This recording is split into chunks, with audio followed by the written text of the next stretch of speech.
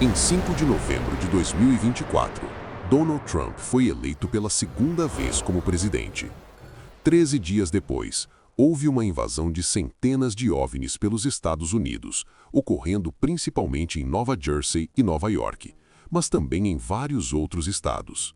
Depois, também em alguns países da Europa. Só em Nova Jersey foram mais de 5.000 relatos. Embora tenha havido grande confusão sobre a origem do fenômeno, muitos dos relatos eram realmente de drones domésticos, aeronaves normais, estrelas ou satélites. Mas vários desses objetos eram de tamanho superior a veículos de grande porte e não puderam ser explicados, tendo inclusive pairado sobre aeroportos, bases militares e locais de armazenamento de armas nucleares. O que deixou os militares em alerta máximo, mas impotentes. Nenhuma das autoridades norte-americanas conseguia rastrear, interceptar ou abater esses objetos. Havia a suspeita de que poderia ser tecnologia chinesa ou russa, mas, se assim o fosse, seria uma tecnologia excessivamente avançada. De início, a CIA, o governo e os militares se pronunciaram alegando não ser tecnologia humana, e estavam nitidamente em desespero. Mas passado o evento, disseram que eram aeronaves e drones norte-americanos secretos, o que certamente foi uma grande mentira. Podemos imaginar que este evento, sendo inédito, foi uma espécie de marco temporal, ou até mesmo uma comemoração de uma nova etapa na história da humanidade, da qual, muito provavelmente, o sistema imperialista que o Trump representa tem um papel a desempenhar. E que etapa seria essa?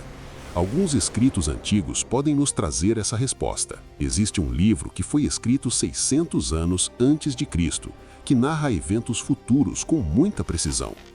Esse livro descreve que haveria um tempo em que as pessoas andariam de um canto a outro e a ciência se multiplicaria. E relata os eventos finais que aconteceriam nesse período do tempo. Hoje, o tráfego aéreo mundial já chegou a 202 mil voos simultâneos em um único dia, interligando o mundo de canto a canto.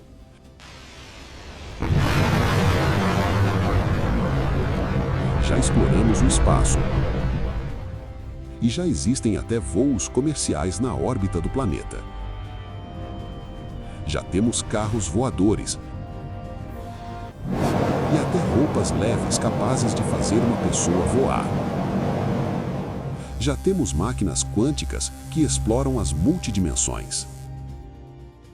A ciência alcançou a cura da cegueira, a telepatia através da tecnologia de chip cerebral, a interface cérebro-máquina, onde células cerebrais controlam dispositivos eletrônicos e onde dados computacionais podem ser usados para alimentar diretamente o cérebro humano. A erradicação da velhice e das doenças, abrindo as portas para a imortalidade.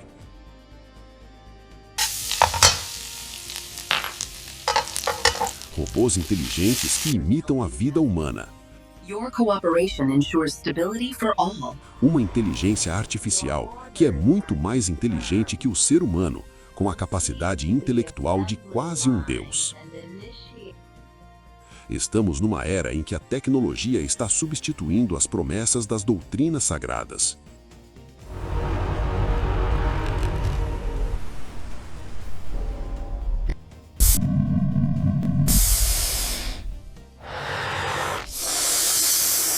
Mas enquanto rolam os discursos com as falsas promessas de um mundo perfeito e de paz,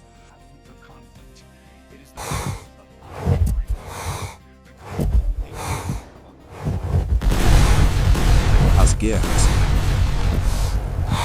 a fome, as doenças e a morte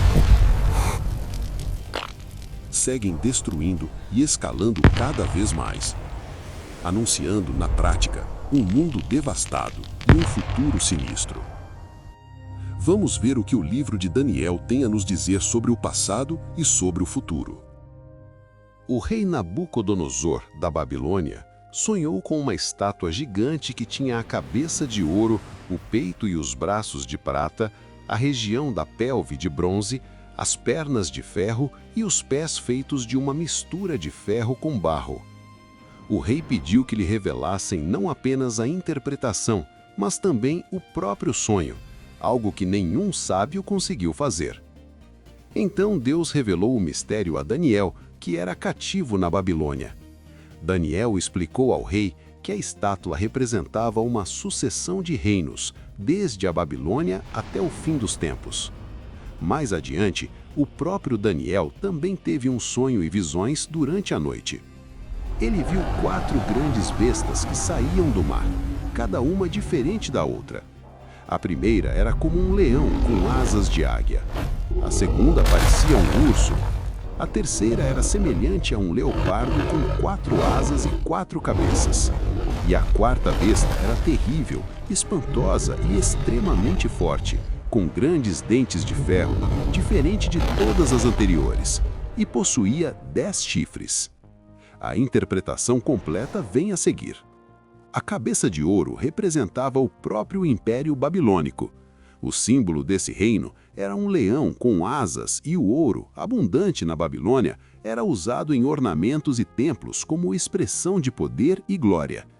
O Império Babilônico chegou ao fim em 539 a.C., quando foi conquistado pelo Império Persa sob o comando de Ciro, o Grande. O peito e os braços de prata representavam o Império Medo-Persa, cujo símbolo era um urso levantado de um lado, indicando a superioridade persa sobre os medos. A prata, inferior ao ouro, simboliza um reino menos glorioso, porém mais amplo. Esse império dominou até ser derrotado em 331 a.C. por Alexandre o Grande, dando lugar ao domínio da Grécia Antiga. O ventre de bronze representava o Império Grego, simbolizado por um leopardo com 4 asas e 4 cabeças, indicando a velocidade das conquistas de Alexandre o Grande e a posterior divisão do seu império entre os seus 4 generais após sua morte. O domínio grego começou a ruir em 323 a.C. e foi gradualmente substituído pelo poder do Império Romano, especialmente a partir de 168 a.C., quando Roma derrotou a Macedônia. As pernas de ferro representavam o Império Romano, simbolizado por uma besta terrível e extremamente forte, com dentes de ferro, destacando seu poder militar e capacidade de esmagar os inimigos. Roma dominou vastamente até sua fragmentação. A divisão do império intensificou-se a partir de 395 d.C., quando foi formalmente separado em Império Romano do Ocidente e do Oriente, e ao longo do tempo, o território ocidental se fragmentou em vários reinos. Os pés de ferro misturado com barro representam essa fase dividida e enfraquecida, tradicionalmente associada à fragmentação em 10 reinos, os 10 chifres. Entre esses povos estão os anglo-saxões, Inglaterra, francos, França, lombardos, Itália, visigodos, Espanha, suevos, Portugal, burgúndios, Suíça, vândalos, ostrogodos, érulos e alamanos. Assim, a estátua revela não apenas a sucessão de impérios, Babilônia, Medo-Pérsia, Grécia e Roma, mas também a fragmentação do poder romano e a instabilidade dos reinos posteriores, preparando o cenário para o reino eterno, simbolizado pela pedra que destrói a estátua. O Império Romano fragmentado deu origem à Europa. Na mitologia grega, Europa foi uma princesa fenícia por quem Zeus ficou encantado. Ele se disfarçou como um touro branco para se aproximar e a raptou. Europa é representada por uma mulher sentada numa besta, o touro, sobre muitas águas. O livro Apocalipse também fala de uma mulher sentada sobre uma besta e sobre muitas águas, mas a besta é bem mais sinistra. Estaria aqui havendo alguma alusão ao continente europeu, já que a Europa faz parte dos fragmentos de Roma? É incrível que tudo isso tenha sido escrito 600 anos antes de Cristo e que Daniel tenha acertado tanto. Então vamos ver o que ainda falta se cumprir. O Império Romano, apesar de enfraquecido, ainda não acabou. Roma ainda é a cidade que reina sobre todos os reinos, e seu poder está diluído no Ocidente. Enquanto Daniel observava a quarta besta, surgiu um pequeno chifre entre os 10, que tinha olhos como de homem e uma boca que falava com arrogância. No relato de Daniel, esse pequeno chifre elimina 3 outros chifres para consolidar seu poder. Ao longo da história, 3 desses reinos, os Érolos, os Vândalos e os Ostrogodos, foram destruídos, especialmente durante as guerras promovidas pelo Império Romano do Oriente, também conhecido como Império Bizantino, sob o imperador Justiniano I no século VI. Isso cumpre mais uma profecia de Daniel. Mas quem é o chifre pequeno? Os textos falam de uma besta, ou seja, um governo e um líder. Então existe a possibilidade de não ser uma única pessoa.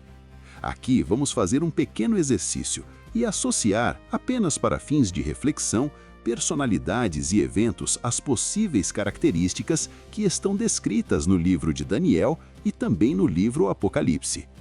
Lembre, não estamos afirmando que estes líderes são o anticristo, mas comparando suas ações e características com os textos sagrados.